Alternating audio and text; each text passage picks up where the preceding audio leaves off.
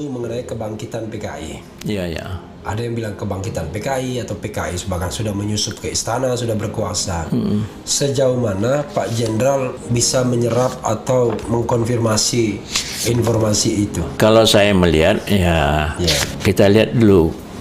Mereka kan setelah mereka kalah, Sudirman membentuk lagi PKI-nya itu. Kemudian di situ mereka akan membuat satu tiga metode perjuangan bekerja di kalangan musuh, yaitu di ABRI, di TNI, di PNS, dan di kalangan para ulama. Itu mereka punya metode. Kita tidak kalah, partai boleh kalah, tapi partai tidak akan mati. Kita boleh terbunuh. Itu doktrin setelah kalah mereka. Sudirman itu salah satu pimpinan. Satu pimpinan biro, politbiro. Oh, politbiro yang pimpinan pimpinannya. Dia bukan. Jadi dia tersendiri ada di dalam susunan pusatnya komunis dulu, CC komunis dulu. Komite sentral itu tingkat pusat di BP sekarang lah. Iya. Itu ada pimpinan tuh, ada politbiro. Politbiro itu sama dengan ketua badan harian lah. BP, badan BH, badan harian dari suatu partai, namanya politbiro. Politbiro ini pimpin langsung Aidit. Aidit membawa politbiro, tapi di samping itu persetujuan politbiro dibentuk namanya biro khusus, nama Sam Kamaruzzaman, Pono dan Nyono. Inilah yang bekerja khusus atas perintah dari Aidit yang merancang untuk kudeta ini. Nah, kemudian karena mereka tidak kalah, mereka bekerja terus membentuk CCPKI ini kembali. Kemudian mereka lari ke Jawa Tengah membentuk pasukan di Marbu Komplek. Mereka bersenjata di Blitar Selatan, Olwan Tapea memimpin di situ dengan kekuatan bersenjata, dikalahkan juga, ditumpas setelah 1968. Nah, mereka tetap sampai kapanpun mereka tetap berjuang. Ini sifatnya orang komunis ini militan, tidak mau kalah. Boleh kita terbunuh, boleh kita ditangkap, boleh kita ditahan, partai tetap akan hidup, komunis tetap akan hidup. Tapi ini setelah 55 tahun ini dari 65 itu, apakah masih relevan kita bicara mengenai bahaya komunisme itu? Nah, ini kita lihat setelah mereka tetap begitu, akhirnya situasi tahun 1998, 1997 mau pemilu, terjadi peredakan di Tanah Tinggi, di Bekasi. Itu kadang-kadang muda komunis, Forkot dulu dianggap kiri, Fordem, kemudian ini dianggap kiri termasuk PRD, tapi yang ditangkap sama Kopassus sama Prabowo karena mau pemilu 1997 kan terjadi pemboman, ditangkap. Maka dituduhlah Prabowo orang menculik, padahal kan menangkap orang buat kerusuhan, itu anak-anak kiri. Jadi dengan demikian itu mulai kelihatan 98 mereka dompleng Amin Rais sama elemen Islam ini, terutama Amin Rais itu membentuk yang supaya Pak Harto supaya mundur, ketidakpuasan terhadap kepemimpinan partai yang sudah lama, marah itu. Nah, itu kan terbentuk setelah mau pemilu, marah itu. Jadi akhirnya orang Islam sendiri yang diberikan kesempatan sama Pak Harto mau turun. Wah, saya ini nggak ada yang dukung, saya datang dengan Prabowo ke Pak Harto tanggal 18 Mei 1998, jangan mundur Pak. Wah, semua nggak mau ada nolong saya, Amin Rais sudah ditolong nggak mau, sekarang malah dia hantam saya. Kita akan dukung Pak, semua demo terhadap saya kita akan dukung, saya kerahkan. 18 Mei 1998. Waktu itu Pak Kiflan menghadap Pak Harto. Iya, bersama Prabowo. Jangan mundur. Tapi Amin Rais datang dan timnya termasuk si Kiai Kanjeng itu. GAMH Najib datang tuh ke sana.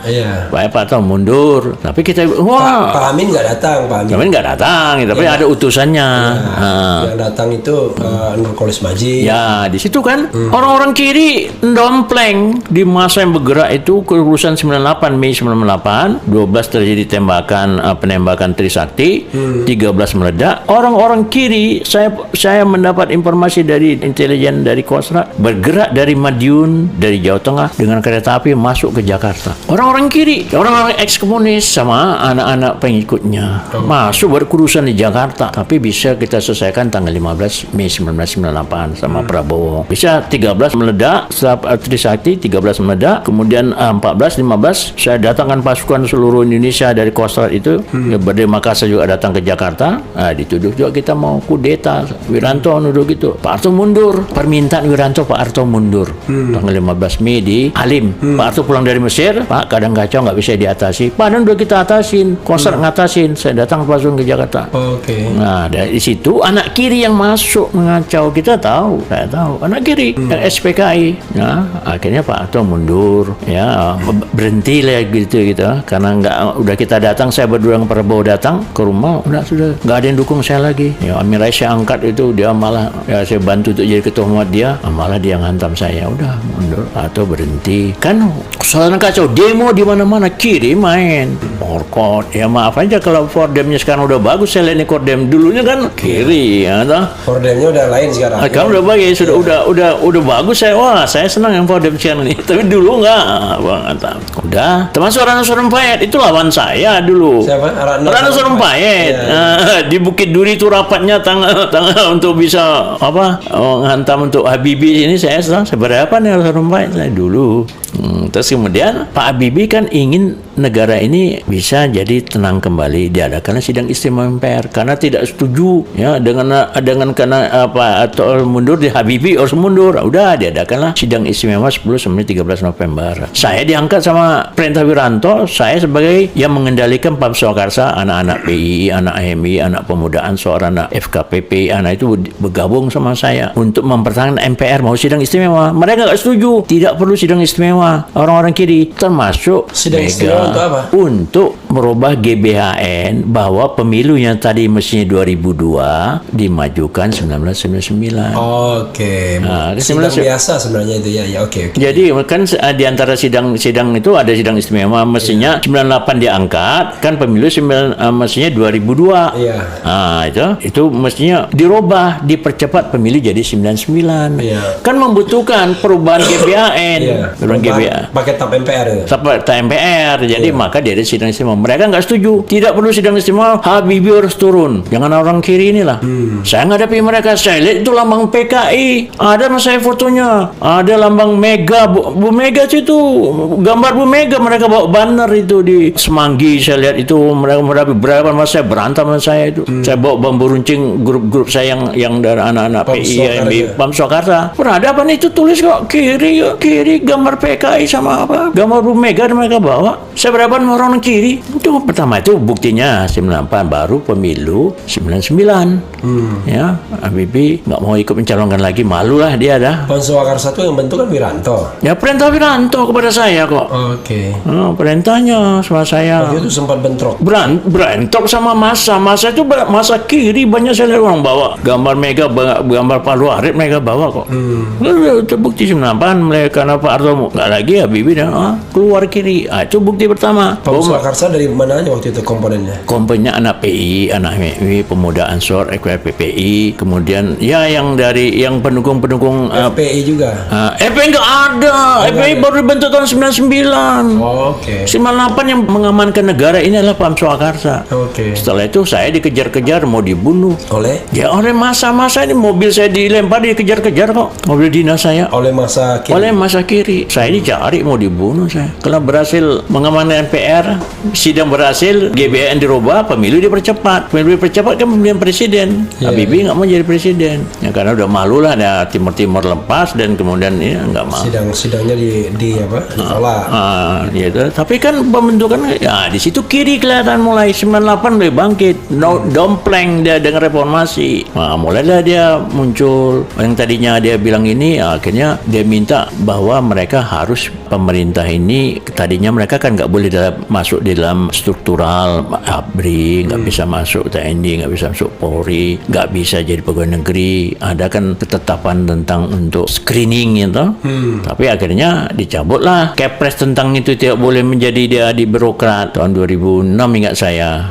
Masa SBY lah dicabut. Ya memang itu kan ada sebab akibat karena mereka berontak, mereka banyak bunuh tahun 48, 65 banyak bunuh di Bandar Besi, di Jawa Timur, di Muncar, kan dibunuhnya anak pemuda Ansor itu jumlah 62 orang. Di Solo, anak itu mereka membunuh juga. Ya akibatnya karena emosional rakyat, Jenderal Anam dibunuh, ada perwira termasuk Brigjen Katamso di Jogja, Kolonel Sugiono di Jogja. Kan bukan hanya terhadap jenderal saja, tapi kita diintimidasi, termasuk nama saya mau dibunuh. Ada daftar nama saya mau dibunuh di Medan, di cabang CDB-nya Medan. Tahun berapa? Tahun 1965. Saya kan sudah di Medan. Saya kan PII. Nah, udah nama saya tuh. Saya lihat tuh. Tahun 1965. 1965 saya naik ke loteng, mereka disimpan dokumen, saya baca nama saya termasuk mau dibunuh. Dan ditakut-takuti ulama diserang, itu pondok-pondok diserang, pengkaderan masjid diserang. Itu sebelum peristiwa 1965, Oktober 1965. Jadi kan rakyat marah, maka mereka banyak yang terbunuh. Kita juga ada terbunuh. Disitulah mereka setelah tahun 2006 mulai minta rehabilitasi, kompensasi dan segala macam. Akhirnya masanya ketika SBY jadi presiden, dicabutlah itu 2006 tentang masalah mereka tidak boleh ikut screening itu, tidak boleh ikut dalam permintaan struktural. Cabut, mereka sudah bisa. Termasuk juga putusan MK yang membolehkan ex PKI ikut pemilu.